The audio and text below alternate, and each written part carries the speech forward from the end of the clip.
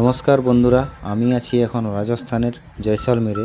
দেখুন এরা উটের সাহায্যে কুয়ো থেকে কিভাবে জল উঠাচ্ছে।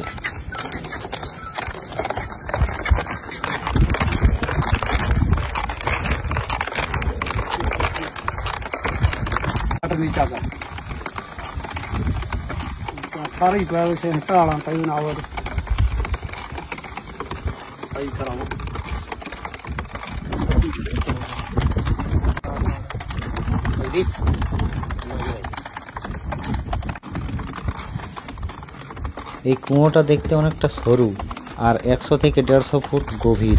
এরা একবারে 40 লিটার জল উঠাচ্ছে।